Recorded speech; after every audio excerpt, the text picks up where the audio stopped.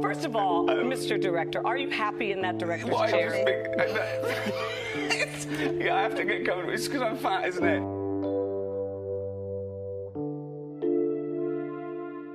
The Office wasn't just a TV show.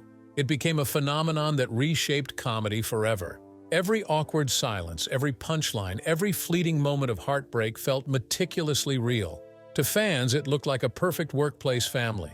But off-camera, it was anything but perfect. Creative battles raged, egos clashed, and tensions sometimes ran hotter than the lights on set. In fact, some storylines never made it to air. Certain episodes pushed boundaries that nearly shattered comfort zones, and Ricky Gervais himself weighed in, steering the show in ways no one expected. What really fueled these behind-the-scenes battles? How close did The Office come to falling apart entirely? How The Office was born. It's easy to look at The Office now and think it was always destined to be one of the most beloved comedies in television history. It's quoted endlessly, it's been streamed billions of times, and it's inspired everything from memes to full-blown fan conventions. But the truth is, for all its success, most people still don't realize just how much was going on beneath the surface. There are choices the creators made, hidden in plain sight, that completely shaped the way we remember the show. Yet even the most dedicated fans never spotted some of them. In 2001, Ricky Gervais and Stephen Merchant introduced the world to Wernham Hogg, a dull little paper company in the equally dull town of Slough, England.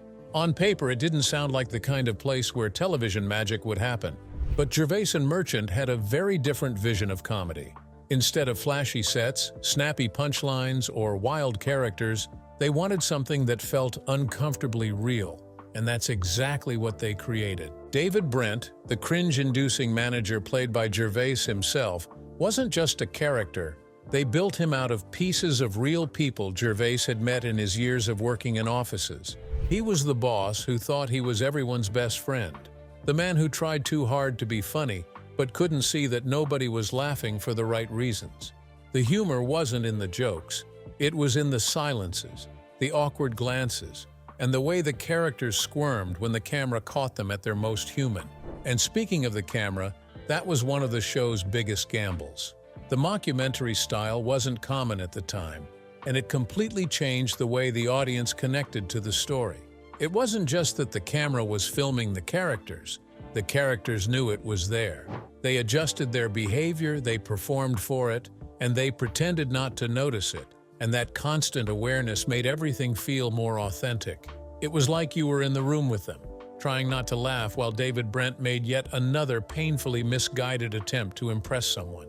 The original UK version ran for only 2 short seasons and a pair of Christmas specials, and yet it made such an impact that within a few years, the concept crossed the Atlantic. In 2005, Greg Daniels, who had already worked on several prominent shows, adapted the show for an American audience. He kept the documentary style, but he knew he had to tweak the tone. Michael Scott, played by Steve Carell, started off as a near-carbon copy of David Brent, abrasive, clueless, and a little too desperate for approval. But American audiences didn't respond well to a lead who was just unlikable. So over time, the writers softened him, giving him more heart without losing the awkward humor. That shift was subtle but critical, and it gave the American version room to grow into something more layered. It allowed for big comedic set pieces and quiet emotional moments that made you care about the characters. The US version had a rocky start. Season 1 struggled with ratings and faced criticism for being too similar to the UK show. But once it broke away from the original scripts in Season 2, it found its own voice. The cast had more space to improvise, the supporting characters got their own storylines, and the world of Dunder Mifflin felt more alive. By 2006, the show had won the Emmy for Outstanding Comedy Series, along with a Peabody Award and multiple Screen Actors Guild honors. More importantly, it had won over an audience that would stay loyal long after the final episode aired. But the real change came when the show was placed on Netflix. The Office was no longer just a hit, it became the show people turned to for comfort, background noise, or an endless binge. Entire generations discovered it years after it ended, and it racked up staggering viewership numbers. But for all its cultural dominance, The Office still has secrets, creative decisions, subtle details, and behind-the-scenes battles that shaped its entire legacy without most viewers realizing it. And once you know what really happened behind the scenes, you start to see the show in a whole new way. Behind-the-scenes challenges. For a show that seemed so effortlessly funny on screen, The Office was anything but effortless behind the cameras. The cast made their characters look natural, as if they'd been working together for years in a real office. But filming that kind of realism came with more headaches than most viewers could ever imagine. Some of the challenges were technical, some were physical, and others were just the unpredictable chaos of putting a group of talented comedians in the same room and expecting them to keep a straight face. One of the most memorable and painful incidents happened during the filming of the Season 3 finale. It was supposed to be a lighthearted, sunny episode where the Dunder Mifflin staff competed in ridiculous challenges by the water. But for Leslie David Baker, who played Stanley, it turned into a trip to the emergency room. While shooting a scene, Rainn Wilson accidentally kicked sand directly into Baker's eye. It wasn't just a minor irritation, it left him with a scratched cornea. Production had to adjust while Baker got medical treatment, and it was a reminder that even something as simple as a beach day could go wrong in ways no one expected. There was also the unusual problem of filming around Steve Carell's body temperature. Carell is one of the most expressive comedic actors of his generation, but during filming, he reportedly suffered from excessive sweating. It got so bad that the set had to be kept at a chilly 64 degrees Fahrenheit just to keep him comfortable under the hot production lights. For everyone else, that meant spending long shooting days in what felt like an over-air-conditioned office. It wasn't exactly pleasant for the crew, but it was necessary to keep Michael Scott looking composed on camera. But that wasn't the only challenge. The show's realism sometimes came with a price tag, and not all of those expenses were easy to justify to the network. A prime example was Jim's proposal to Pam in Season 5. It lasted only a few seconds on screen, but it cost around $250,000 to shoot. Instead of using an actual rest stop, the production team built a custom replica, complete with running water and the exact weather conditions they needed. It was a bold decision for a comedy series. However, it pushed the budget to its limits. Not all contributions to the show came with a paycheck either. For instance, the iconic opening credits were filmed by John Krasinski himself. Before the show even aired, he visited Scranton with a few friends, filmed the footage, and sent it to Greg Daniels. Those shots became a permanent part of The Office's identity, and Krasinski did it entirely unpaid. But the challenges weren't always physical or financial. Sometimes they were purely about keeping the cast from breaking character. Rashida Jones, who joined the show as Karen, once found herself in trouble after she couldn't stop laughing during a scene. On most sets, a little laughter between takes is harmless, but when you're filming a mockumentary where the actors stare directly into the camera and every pause counts, breaking character can ruin the entire rhythm. Jones later admitted she feared she might get fired over it, and it took real effort to rein herself in and match the deadpan delivery style that the show demanded. Improvised moments could be just as disruptive, sometimes intentionally so. One of the most famous examples is the fitness orb scene with Rainn Wilson and Ed Helms. It wasn't scripted for the orb to pop so suddenly, but when it did, Helms's reaction was completely genuine, and the surprise gave the moment an extra jolt of comedy. Then there was Oscar and Michael's unscripted kiss that almost sparked heated tension on set. The script called for a hug, but Steve Carell decided to push it further, catching Oscar Nunez completely off guard. His reaction in that scene wasn't acting, it was pure shock, and the awkwardness on screen was exactly what made it so unforgettable. These moments might look effortless when edited together, but on set, they often caused delays, required extra takes, and tested everyone's ability to stay in character. For the writers and directors, the challenge was deciding which accidents to keep and which to cut, because sometimes the unscripted chaos could be comedic gold, and other times it could derail an entire day's schedule. Keep in mind that all of this was happening under the constant pressure of keeping the network happy while still making the show the way the creators envisioned it. Every delay, every injury, and every expensive set decision had to be justified. And while the cast and crew built an incredible camaraderie over the years, that didn't mean they always agreed on how things should be done. In fact, some of the biggest tensions on The Office weren't about physical mishaps or budget strains. They were about creative vision, clashing personalities, and moments when the people making the show saw things very differently.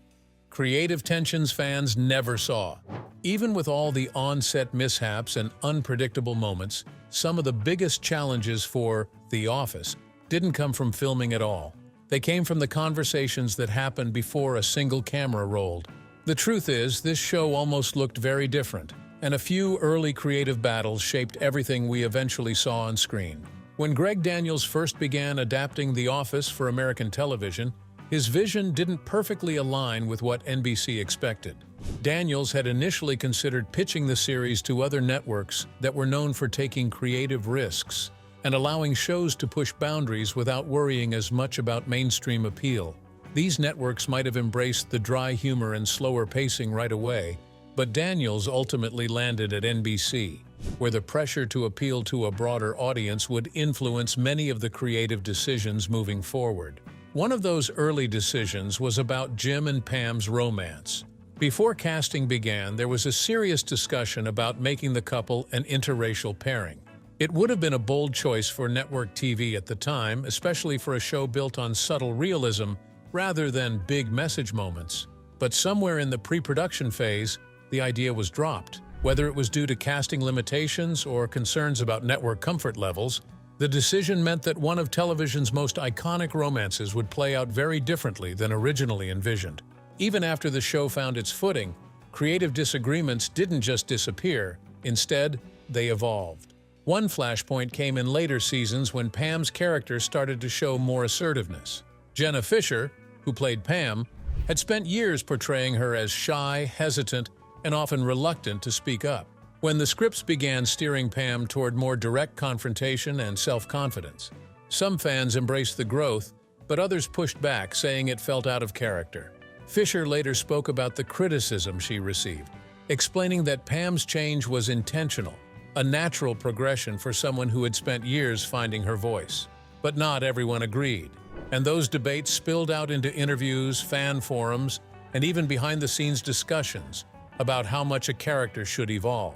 Another moment that sent a ripple of uncertainty through the entire production was Steve Carell's departure. For years, Carell had been the heart of the show. Michael Scott was more than just the boss. He was the awkward, misguided center around which everything else revolved. When Carell decided to leave during season 7, the announcement hit the cast and crew hard. There were mixed emotions: sadness at losing a friend and collaborator, anxiety about the future of the series, and quiet debates about whether the show could survive without him. The writers faced the daunting task of rebalancing the ensemble without the character who had defined so much of the humor. Some cast members were optimistic, believing the rich lineup of supporting characters could carry the show forward. Others worried that audiences wouldn't stick around without Michael Scott's signature brand of cringeworthy charm.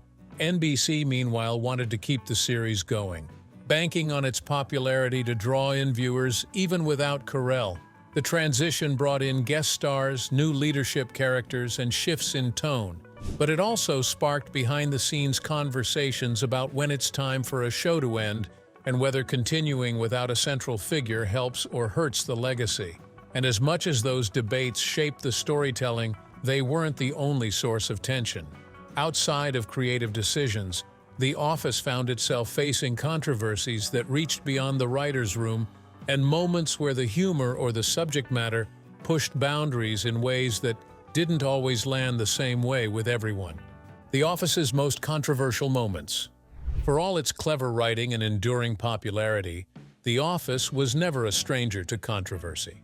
In fact, some of the very episodes fans remember most fondly are the same ones that sparked heated debates when they first aired. And in some cases, those debates have only grown louder in the years since. The show's signature mix of satire, awkward humor, and uncomfortable realism was its greatest strength, but it also meant walking a tightrope where one misstep could turn a joke into a lightning rod. One of the earliest examples came in the Season 1 episode, Diversity Day.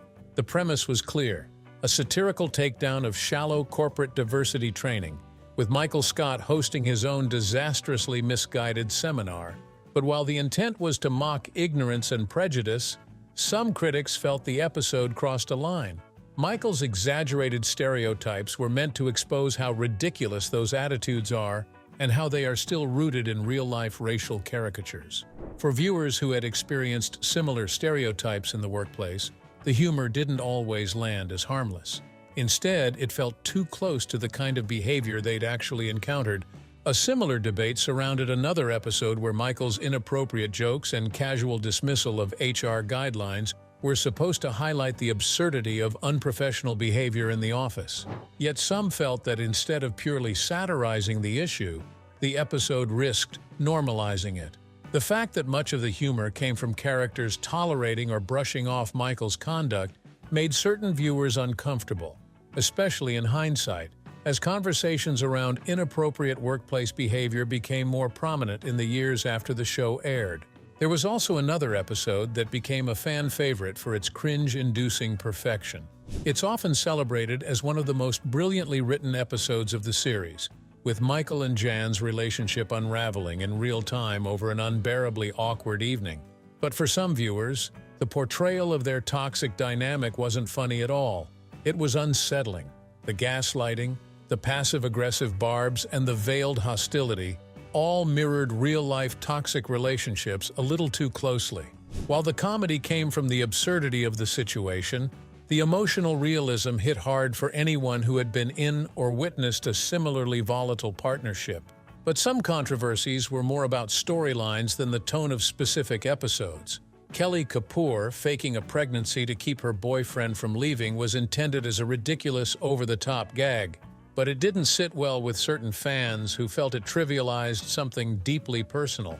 Ryan Howard's arc, which included committing fraud and later returning to the company without serious consequences, also drew criticism from viewers who felt it undermined the realism the show was otherwise known for.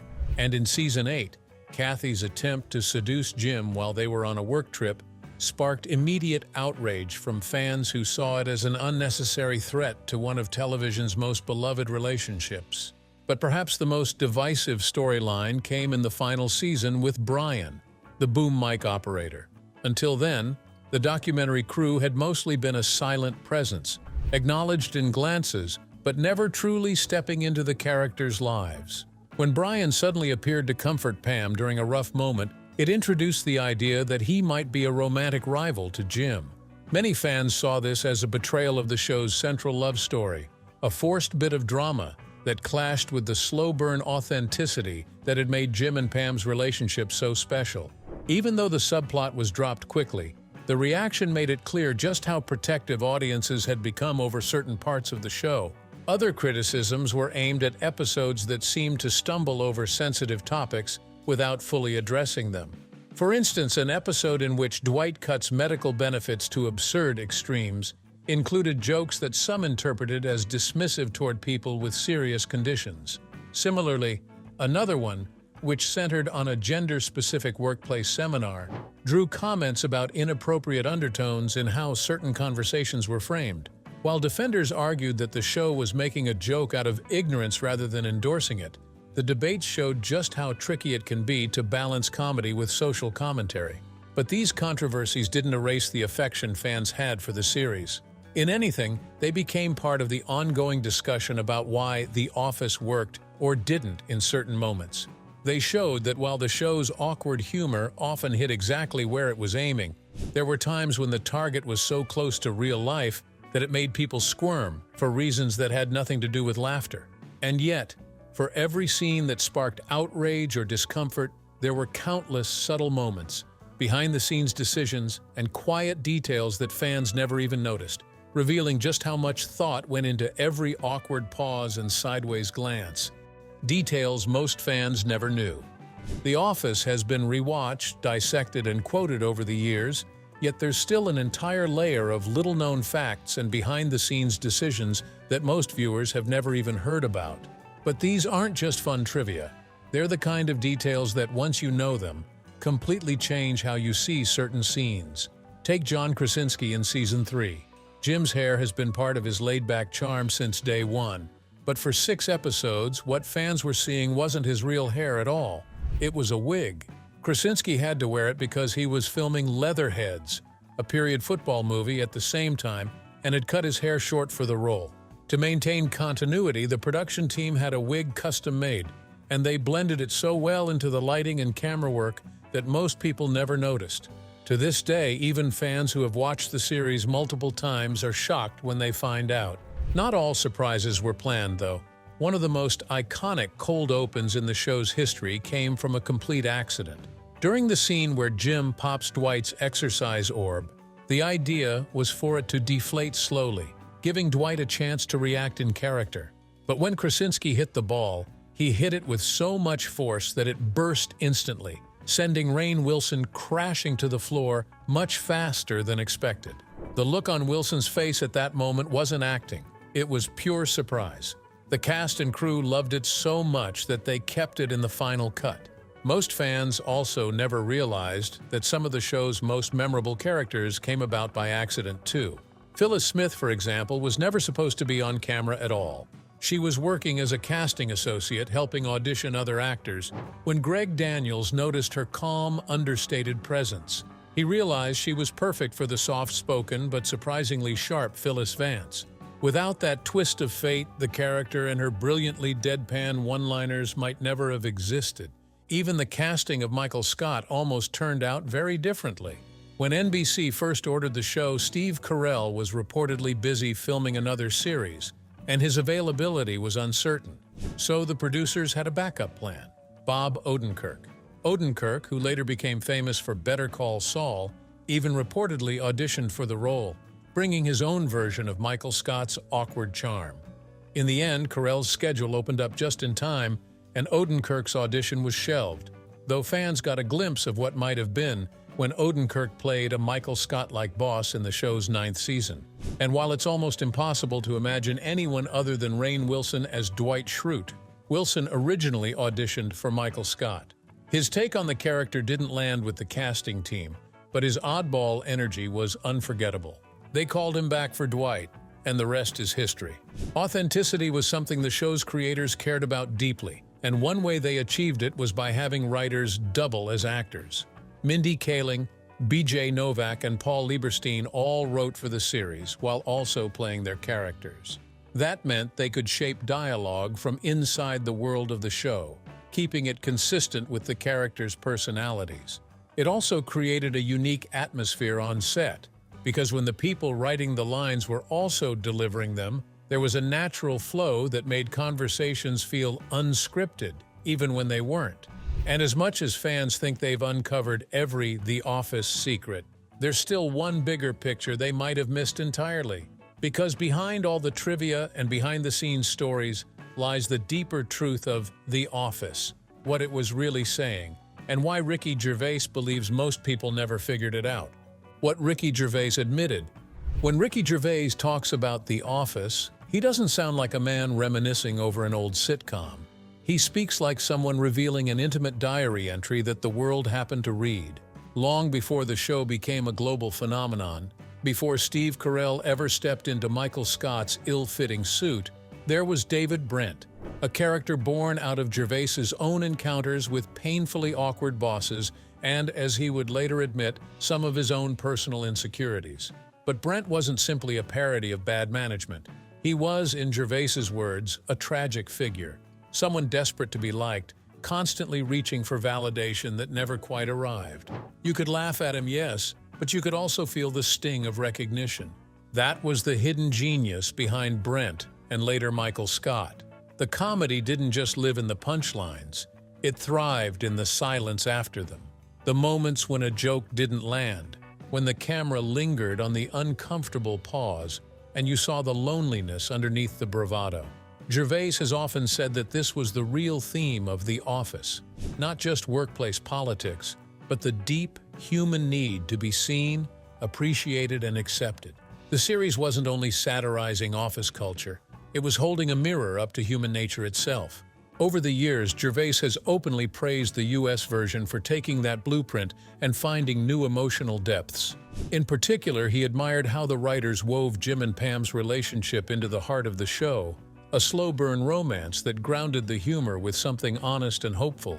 He understood that their story wasn't just a subplot, it was a counterbalance to the awkwardness, giving the audience something to root for amid all the cringe-worthy moments.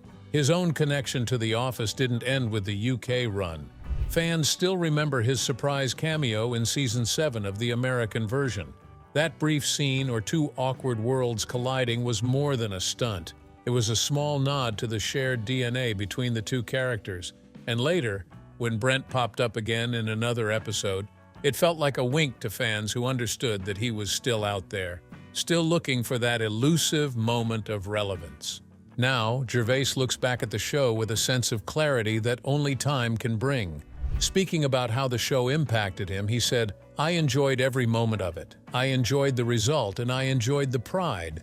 I also realized in retrospect that I didn't enjoy all those things because of how good I thought they had turned out. I enjoyed it because of how hard it was. And perhaps that's why, all these years later, The Office hasn't faded into the background of TV history. Because beneath the mockumentary style, the awkward pauses, and the outrageous one-liners, Gervais built something lasting. A reminder that in every office, in every corner of life, people are just trying to connect, even if they go about it in the most awkward way possible." Who was your favorite The Office cast member? Drop your answers in the comment section below. If you enjoyed this video, don't forget to click on the next video on your screen, like this video, and subscribe to our channel for more updates.